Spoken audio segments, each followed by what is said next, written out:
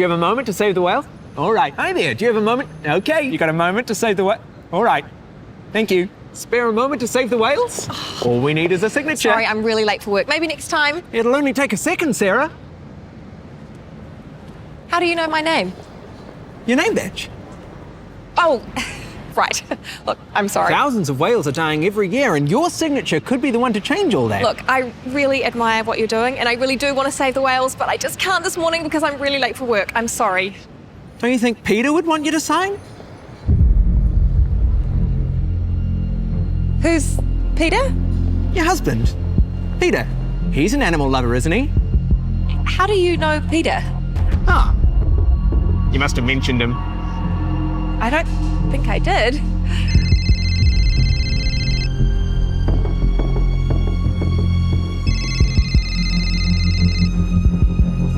Aren't you going to answer it? Who is it? It's Peter. Hi, honey. Oh my God.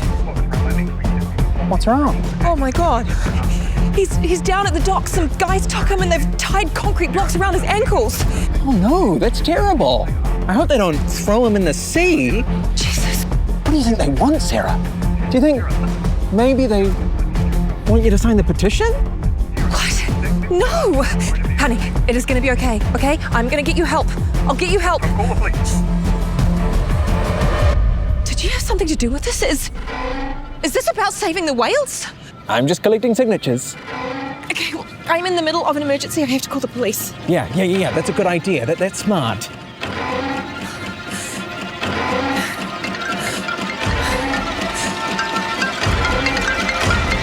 "111, what's your emergency?"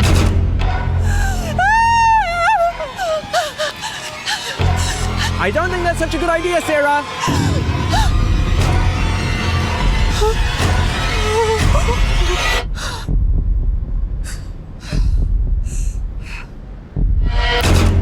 Okay, great. Initials here, and email there, and you're good to go. Thank you so much. You have a great day. Hi there, spare a moment to save the whales? Don't worry, that's just my evil twin. But why is my evil twin so determined to get people's signatures? Well, let's find out. It's time to talk about campaigning. Citizens Handbook. The Citizens Handbook.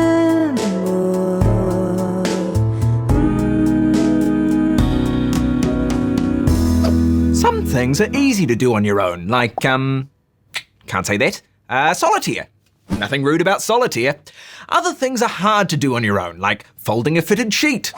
And some things are borderline impossible to do on your own. Changing how New Zealand works is one of those things. The fact is, most changes worth changing need a whole bunch of changes to change them. Luckily, there's probably a bunch of people out there who want to make the same change you want to make.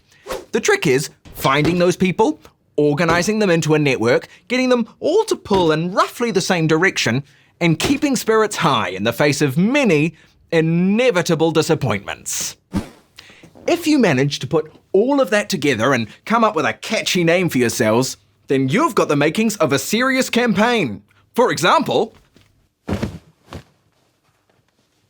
once upon a time, before the 1990s, New Zealand had a voting system called First Past the Post. It was a simple system. Labour and National had a race to win the most electorates, and the winner became the government. There was just one problem with FPP. It sucked. So a Royal Commission came along and said, FPP isn't that good, and we recommend this German thing called MMP that allows for lots of smaller parties instead of just two big parties. And all the MPs from Labour and National teamed up to say, no. So a bunch of people who'd submitted to the Royal Commission came together and formed the Electoral Reform Commission, or ERC, or ERC. They wrote letters to newspapers that were like, wow, I'm hearing lots of good things about this MMP thing, maybe we should give it a try. and they drove around the country telling everyone about this crazy new idea. Then one day, the ERC got soon-to-be Prime Minister David Lange to say on live TV, "Sure, yeah, let's have a referendum on electoral reform, why not?" And then he became Prime Minister and totally didn't do the referendum, so National Leader Jim Bolger was like, "If the Labour Party won't do the referendum, we will, because by golly, we keep our promises." And Bolger became Prime Minister and kept his word, and there was a referendum. The ERC's opponents had millions more dollars to spend, but the ERC had a secret weapon. Hundreds of grassroots campaigners all around the country who were like, "Oh hi, we care a lot about this issue, we represent a diverse cross-section of New Zealand society, and we're experienced and well-resourced." Sure enough, their hard work paid off. At the 1993 referendum, 54% of New Zealanders agreed. "We don't totally understand MMP, but we're pretty confident it'll be better than what we've got now." The end. The MMP campaign had a lot of good luck along the way. David Lange wasn't actually allowed to promise a referendum on the telly, and Jim Bolger only offered his referendum because at the time, New Zealand politics was going through a brief phase of keeping promises. But all the luck in the world wouldn't have helped the MMP cause if there wasn't an army of campaigners ready to pounce on any opportunity they got. So, how do you build a private army of changemakers to get your cause over the line? By running a campaign, that's how. At the heart of every good campaign is a big, beautiful vision of the future, with a specific, achievable goal that gets you closer to that vision. Sorry about that. The ERC's vision was for a parliament that was actually representative of its voters, and their specific goal was make MMP happen. The trick to a good goal is to make it big enough that it's meaningful and inspiring. After all, no one's going to give up their precious time to join your cause if it's just bring the Santa parade closer to Robbie's house, although I do think that's important. But, on the other hand, your goal also can't be too big, like abolish nighttime. No one's going to join your cause if it feels like no matter how much work they put in, it's never gonna happen. I'll get you one day, nighttime. Once you've got your perfect Goldilocks goal that's not too big and not too small, but just right, you'll need to build your team. You could do what Phil Saxby did and drive around and talk to every group of people you can find. Churches, marae, bridge clubs, chess clubs, fight clubs, and convince them to join your campaign. You could get people to sign a petition on social media and then email them and ask for their help. Listen to your team.